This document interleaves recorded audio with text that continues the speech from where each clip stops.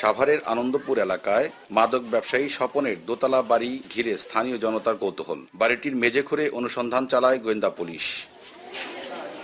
গত বছরের 19 এপ্রিল সাভারের ইমানদীপুর এলাকায় বাসার পাশে থেকে নিখোঁজ হন গার্মেন্টস শ্রমিক তোফাজ্জল হোসেন টনু। এরপর অনেক খোঁজাখুঁজি করেও তার সন্ধান না পেয়ে সাভার মডেল থানায় সাধারণ ডায়েরি করা হয়। সর্বশেষ ডিবি পুলিশ ও র্যাবের কাছে শরণাপন্ন হয়েও মেলেনি তার সন্ধান।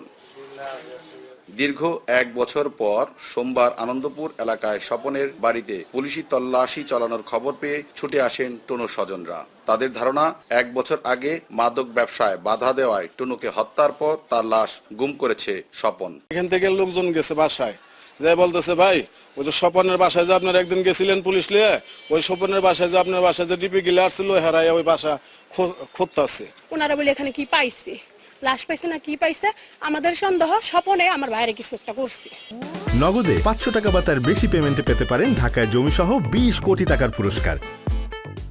এদিকে এলাকাবাসীর অভিযোগ, স্বপনের মাদক সাম্রাজ্য তারই বাড়ি থেকে পরিচালিত হতো।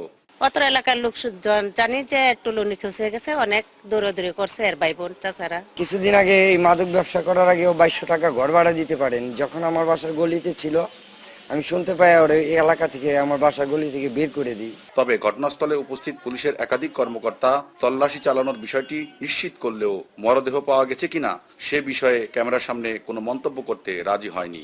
সোমবার সন্ধ্যা হয়ে যাওয়ায় নিরাপত্তার কারণে অনুসন্ধান অভিযান স্থগিতের পর মঙ্গলবার আবারও অনুসন্ধান চালানো হবে বলে জানিয়েছে পুলিশ।